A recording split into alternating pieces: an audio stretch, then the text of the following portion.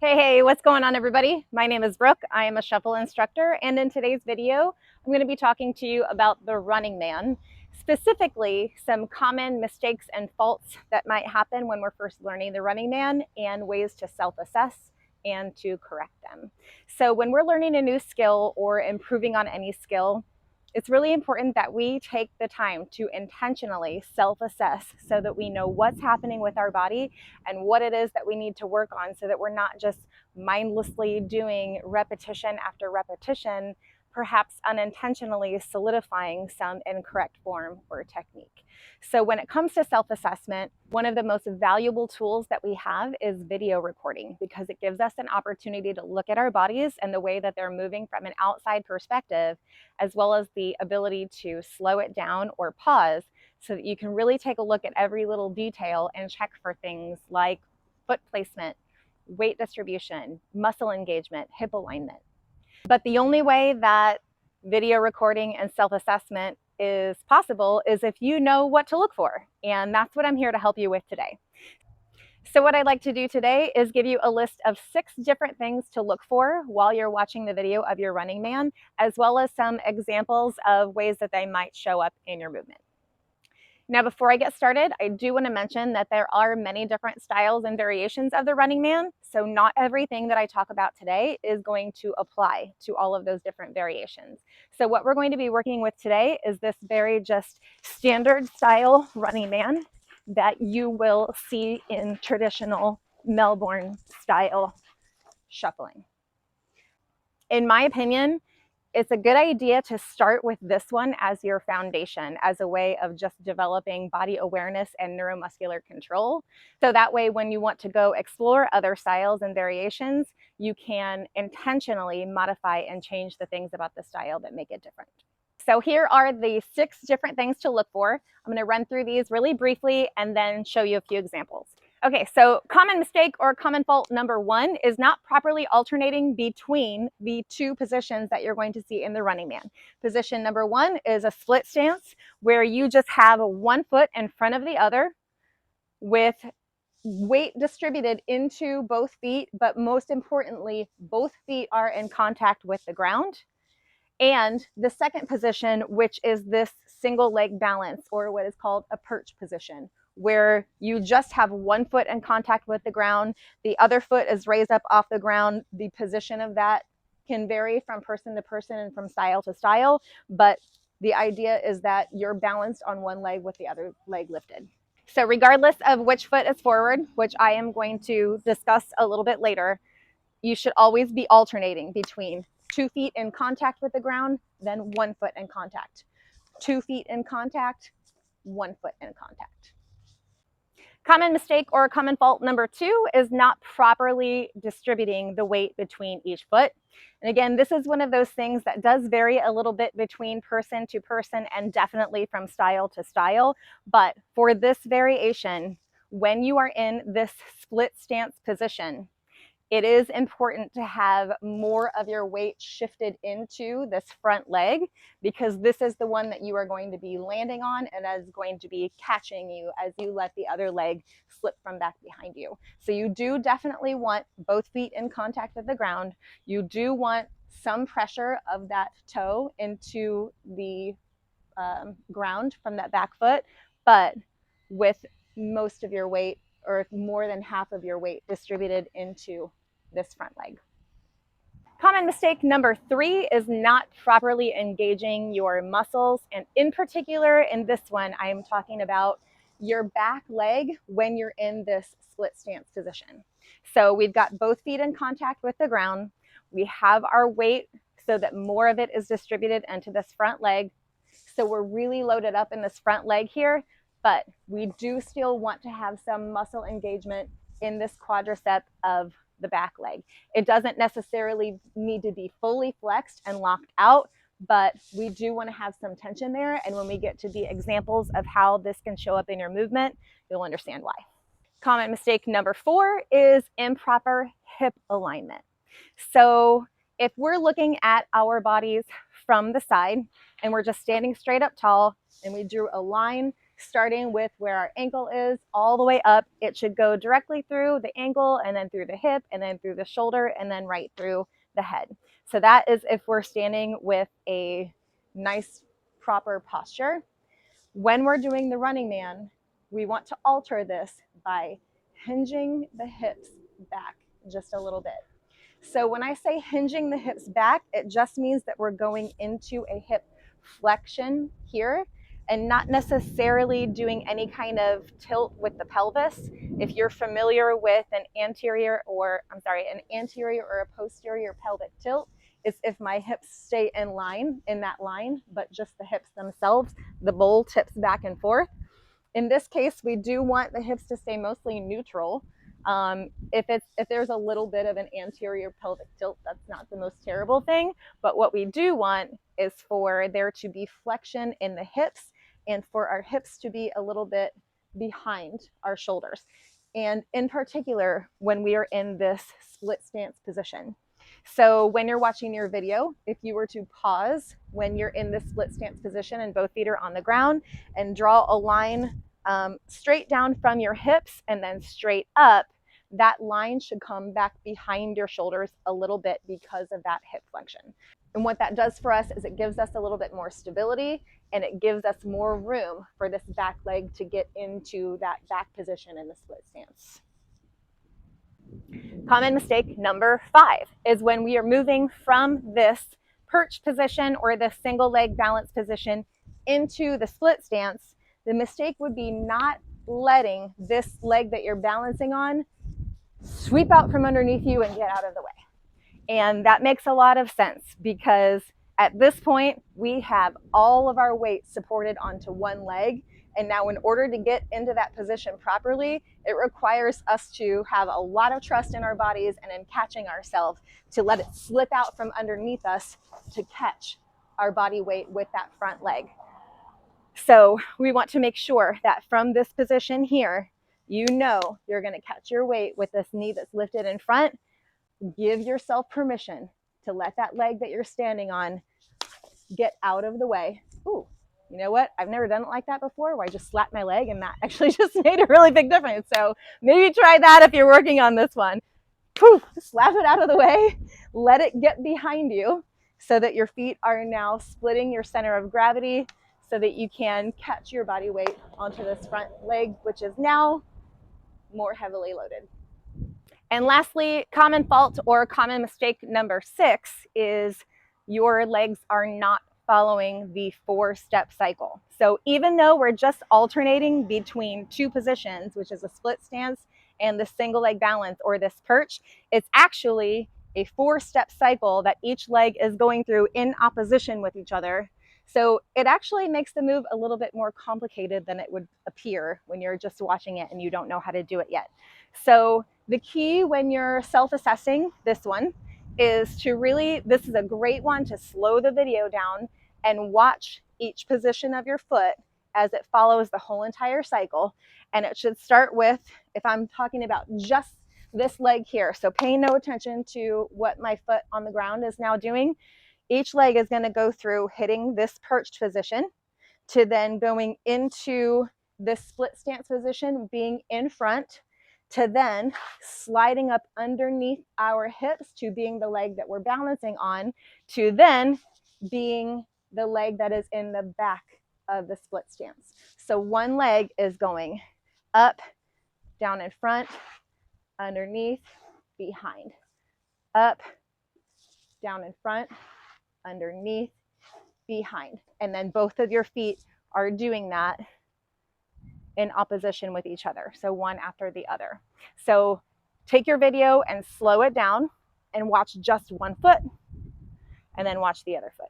If one foot is doing it, then the other foot is doing it too, because it's really, you can't really make that happen with one and not the other. But you'll see in the examples the reason why I am giving this one as something to look at as well. Okay, so here are some examples of the ways those things might transfer into your movement. And example number 1 looks something like this. So as you can see, as I'm moving here, what's happening if you were to stop and slow that down is my back leg, instead of going from this single leg perch position where that's the one that's being balanced on, to being the back position in the split stance with some weight loaded onto it and with some engagement in that leg. What happens instead is that foot goes into like a hamstring curl. And so you go into a knee flexion, bringing the heel up towards the butt. And that's just an extra movement now for your leg to have to do, because now you've bent your knee. Now you're going to have to flex your hips to get it back to the front. And the reason why we do this is because that's the groove that our body knows. When we walk, as we take a step forward, the other heel lifts up off the ground. And so that is a movement pattern that is just ingrained in our bodies. So it's something that your body is doing without you even thinking about it. So that's where now we have to go back to brain first learning, making sure that we're really thinking about it before we do it, which means taking it one little step at a time and going, I'm going from the single leg balance. I'm going to let this escape from underneath me, get out of the way, but still have some weight distribution on it and still have some tension in the back leg. So that one movement right there comes from not alternating between having 2 feet in contact and 1 foot in contact, because you'll see if you slow it down, just 1 foot kind of replaces the other. It comes from number 2, not properly distributing the weight between each leg. So rather than having most of your weight forward on this front leg with some on the back, now you're kind of going to all of the weight on the front leg and nothing in the back. And then also that is number 3, not properly engaging that back muscle. And when I said you'll see why this is important in the example, this is why. If you have your foot lifted up off the ground, there is no engagement in that muscle at all. So having that back muscle engaged means that the back foot is in contact with the ground with some weight pushing into the toe. And it's going to be this pushing out of the floor kind of reboundy feeling, because this bounce is kind of what gives you the momentum to go forward. Okay, so that is example number 1, which shows what happens with mistakes numbers 1, 2, and 3. This next example is something that more often happens when you're really just learning it and not moving fluidly to the beat in succession and just kind of trying to really think about where every step goes. And what ends up happening a lot of times is this or this. And if you weren't sure what just happened, I went from here with my right leg in the rear of this split stance up to the perch and then right back to where it came from, rather than being now the one that I'm landing on. And then in that second part of it, I went from here, having my right foot in front of me and then lifting it back up into that perch position again, rather than sliding it underneath me. So this comes from improper weight distribution, from not letting the balancing leg escape from underneath you, and then also from not following that 4-step cycle. So this is a really good one to slow down and watch 1 foot at a time and make sure that it's going from the lifted knee to the front position, to the balanced position, to the back position.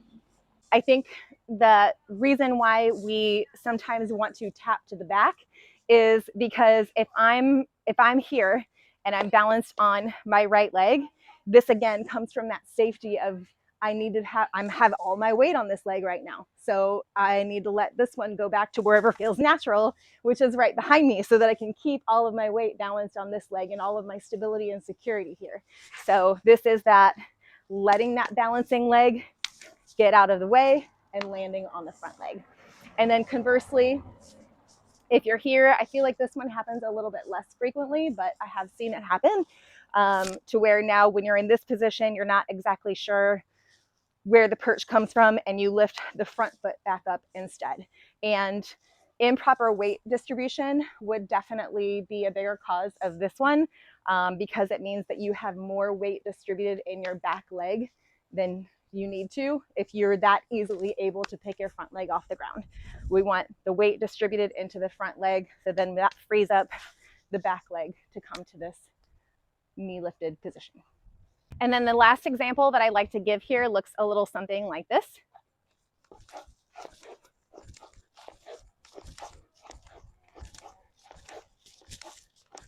So in that example, which I have a little bit of a difficult time demonstrating, but it really sort of just appears more of like a aerobic movement here rather than a stomping down. So the energy is more on this lifting than it is on stomping down. And this comes from two things: not letting the back leg get out of the way. So typically what's happening is you're stomping that front leg down, but this back leg is still not really going that far because you know where it's going next and you want it to be as close as possible to that position. So you avoid kind of letting it go all the way back there, and then it comes up. So it has this very like up, up, up, up feeling rather than a down, down, down. And the only thing that I really needed to change right there was letting that back leg really get out from behind me. And then this is where hip alignment comes into play as well. So if you have a really great posture with your hips underneath you and you leave it there the whole time, if you try this, if you're just standing straight up with really great posture and your hips are right underneath you and you try to lift your leg back behind you, how far does it go? Not too terribly far. Versus if I were to hinge my hips and now let that line come back behind me, that gives me a lot more space to go.